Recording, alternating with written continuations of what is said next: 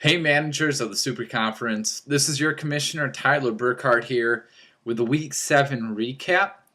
Very interesting week this week because still no separation. As we can see, 13 of the 16 managers have a 3-4 or better record.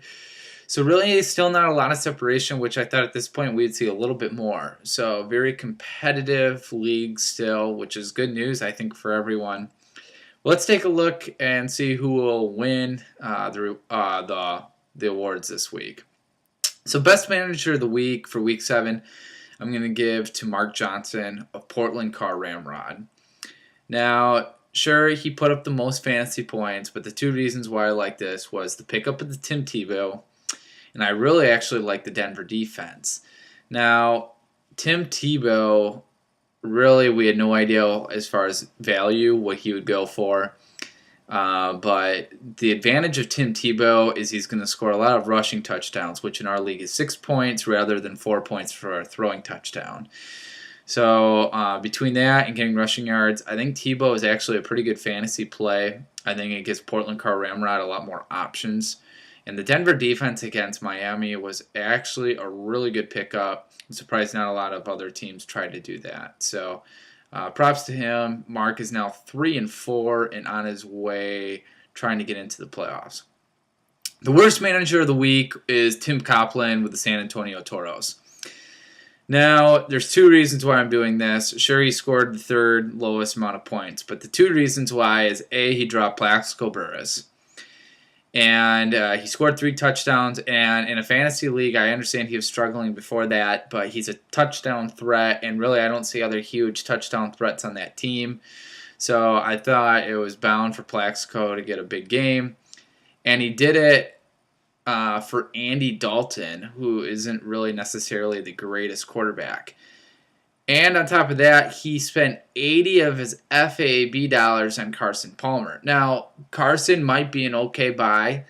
He might do okay, but not for $80, I think, especially looking at how thin running backs are and who's available this week. I think that was very well overpriced. And so because of the loss, I'm going to give Tim worst manager of the week. Most valuable player, I'm going to go to Arian Foster on Portland Car Ramrod, and he just had an insane week of 41.4 fantasy points. But I think something to keep in mind is if Arian Foster had an off week, like let's say 5 points, Mark would have lost. He would have lost to LA Seismic-Quakes, who had one of the worst fantasy rosters I've ever seen put out in fantasy football. So if that's the difference with Arian Foster. If he had just 5 points, it would have been completely different. But it looks like a blowout, and that is why, because of Arian Foster. So I got to give him the most valuable player of the week as on Mark Johnson's team. The best matchup, as advertised, San Fran Frenzy going up against Seattle Sasquatches. It came down to the Monday Night Football to determine who would win that game. San Fran came out on top. And it was even more dramatic because San Fran lost Darren McFadden and Beanie Wells early in the games previously.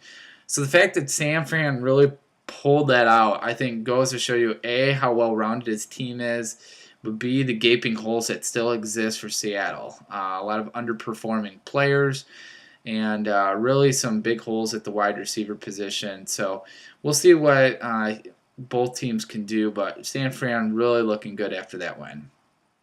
And then the biggest upset of the week, I'm going to go to the Oakland over San Diego here. San Diego, I understand, put up the least amount of points, but I never thought Oakland was going to win without Tom Brady or Cedric Benson. And he won convincingly by about 23 points or so. And only 2 people chose Oakland. So I think that really helps him stay in the hunt at 3-4. And San Diego could have been a 2-game lead, or had a 2-game lead in his conference, but instead things will stay close in the AFC West. So let's go to the rankings. Not much has really changed. You'll notice I moved Kiln Legend up to 3, especially with DeMarco Murray now. That's making him a legitimate contender to win our league, especially if Dallas keeps running with him.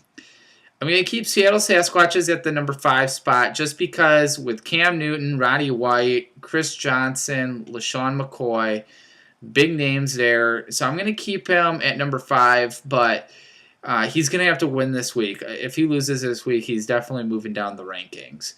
Otherwise, everything is pretty much stayed the same until the 9th spot with Portland Car Ramrod. He's got 3 legitimate running backs now, especially with Hightower going out for the season. So he looks like a legitimate contender now because he's got Terrain and Halou. And then I switch his spot with Indianapolis Eyeball, who does not look good. Ray Rice, it's a one-man team, one-man show. With Blount out especially, Flacco's a terrible quarterback. I think we're finally seeing that now. And he's no scoring diversity on his team. I said that from the beginning. So I think Indianapolis, I moved down. We're starting to see those holes. The only other change, Yankees moves down 1 spot, especially with Hightower out for the season. He's going to need a huge trade and win almost all except one of his games. But the last thing I want to mention is don't forget Fargo and Bargo. I think Mike Hemmer could make a run, especially because that division is a little weaker. And with the majority of his players having their buys out of the way, I think he could make a run. This could get interesting. So keep an eye on Fargo and Bargo. I like his schedule moving forward as well. So let's move to Week 8 and see what we have. The best matchup, I'm going to go with Indianapolis Eyeball versus New York Blackout. I love at this point what I call elimination games. And elimination games happen where I feel like there's one or both opponents that if one of them lose, they're out. Now, Indianapolis Eyeball, if you notice, had a really difficult schedule early on and has a really easy schedule the second part. Andy, I think, will put up a good amount of points second half of the season possibly.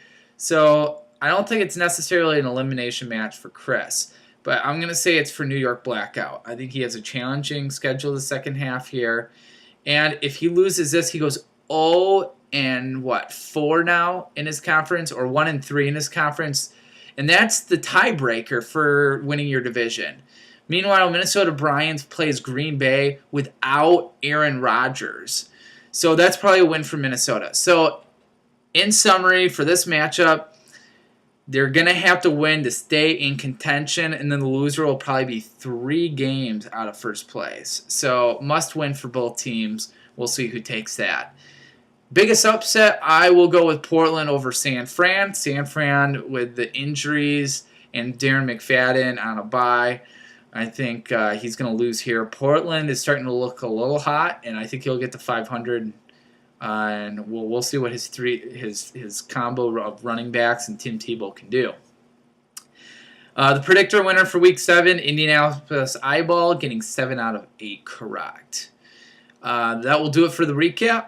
Remember, trade deadline coming up in a few weeks, so make sure to get those trades out. This is your Commissioner Tyler Burkhart. Game on.